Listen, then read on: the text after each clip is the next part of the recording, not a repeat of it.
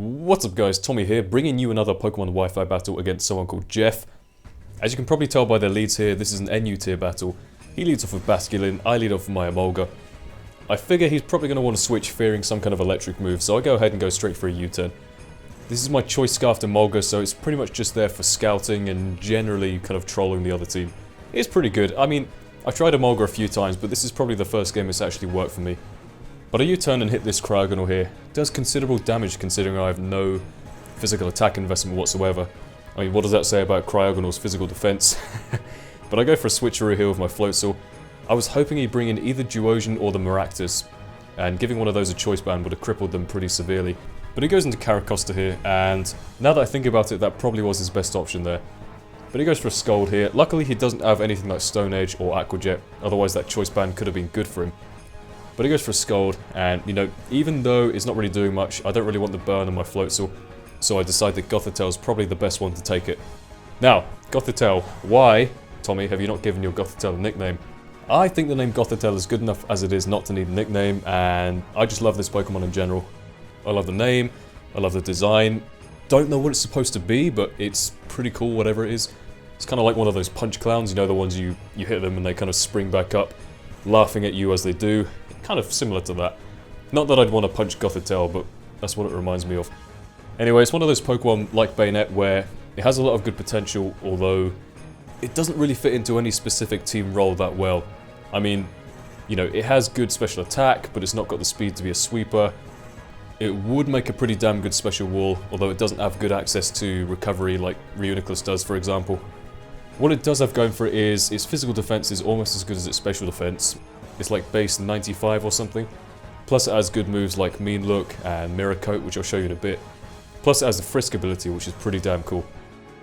But I decide to go out here into my Floatzel. I cripple that Cryogonal there with the Thunder Wave. He does get fully paralysed, unfortunately for him. But I predict some kind of switch and go for a Brick Break. Even if he didn't, Brick Break still would have... Well, I guess any physical attack would destroy Cryogonal, given the amount of damage that U-turn did from my Emolga, but... He goes into Maractus here. Not really knowing what he's going to do, I decide to go into Vileplume. And I see that he's going to try and set up on me here with a Spike, so I think, okay, this is a perfect opportunity for Mr. Iago here to come in, my Chatot. I was looking up kind of special sweepers to have on this team to replace Jinx, and although I still think Jinx is probably better, Chatot's quite interesting because it gets Nasty Plot and it gets access to some pretty decent special moves. Like mine has Hyper Voice and Heat Wave as its two attacks. I could have replaced Encore with Hidden Power Flying if I wanted, but I still think it's pretty damn good as it is. So I figure he'll switch here, not wanting me to set up with a Nasty Plot or anything, and knowing that he can't do anything against my Chatot there, since I have the Encore. So I U-turn out here with my Emolga, break is sturdy on the Sork, which is always good. I guess he makes a good play here and predicts my switch because he goes for the close combat as opposed to the Stone Edge. But either way, Gothitelle can take it reasonably well, and seeing that he's got the Choice Scarf there thanks to Frisk, so either I could stay in and start Calm Binding up, or I could switch out predicting his switch, which he pretty much has to do. And I kind of predicted the switch here into Duosion, so I go into my no strings attached, my Bayonet. Now Bayonet has pretty good physical attack. I figured a Shadow Claw would do a lot to this guy. Looking at his team, there's nothing that particularly wants to take a Shadow Claw, although I guess this Caracosta was his best choice once again. And the Shadow Claw does do a decent amount of damage, to be fair, although I forget about the Scald and stay in and therefore run the risk of getting a burn. And now that I do have the burn, this thing is rendered pretty much useless. I guess I could have tried to trick this thing the lagging tail and got the choice band off him, which would have actually been a pretty good move on my part, but I guess I decided not to in the end. But in any case, I decided to switch into Vileplume here because I want that burn off my Bayonet as soon as possible, because I figured I'd probably need him for later on in the game. Vileplume didn't seem to have too much use against his team, especially because that Duosion completely walls me and threatens me out. So I just wanted to get that aromatherapy out there as soon as I could, and switch out before he brings in the Duosion. And here we go, right on cue, here comes Duosion. I'm not sure why I chose Chatot to switch into, but it does mean I can try and set up a Nasty Plot and hopefully go from there. He goes for a Psychic, knowing that if he tried to set up at all, I'd probably just Encore him into it. So he makes a good play there. I just about survived, luckily.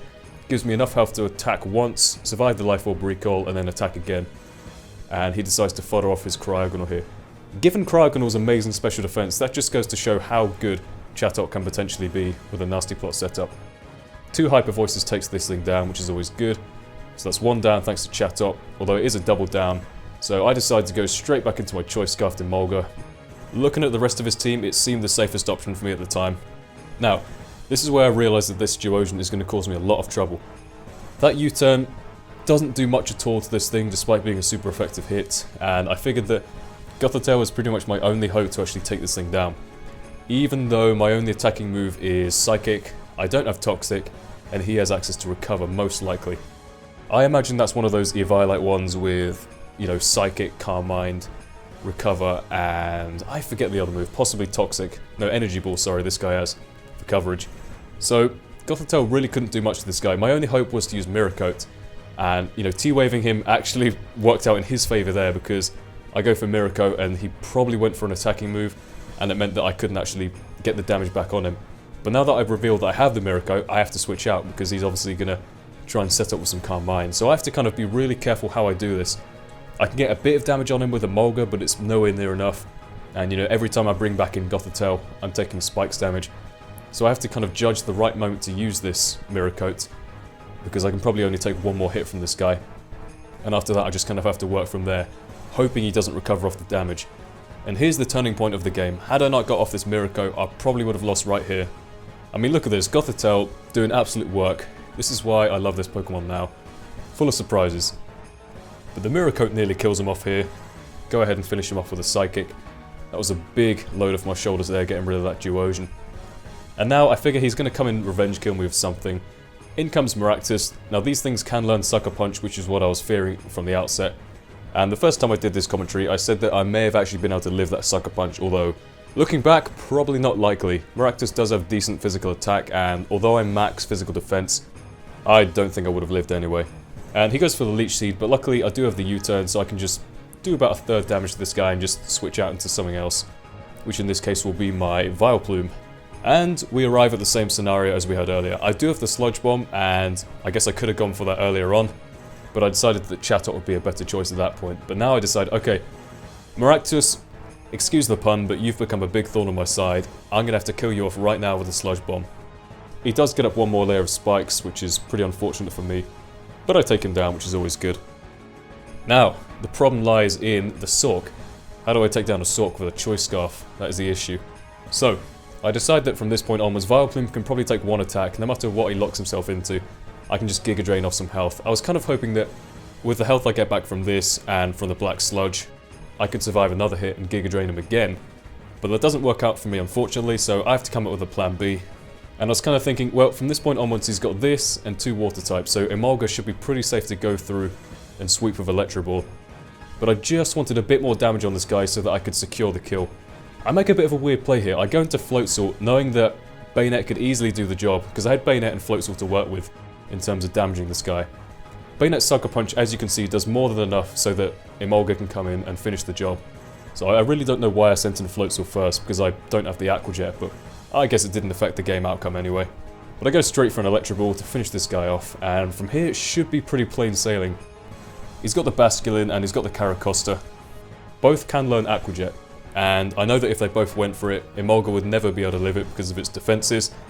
But the Basculin goes for it here, and luckily for me the Caracosta does not have Aqua Jet. Static might have actually helped on that guy now that I think about it, reducing his speed and therefore improving Electro Ball's power. But that was a nice little late game sweep there by the surprise contender Emolga, star of the game perhaps, either him or Gothitelle, haven't really decided. But that was a great game, Jeff. Hope you guys enjoyed the video, and I will see you guys next time. Goodbye.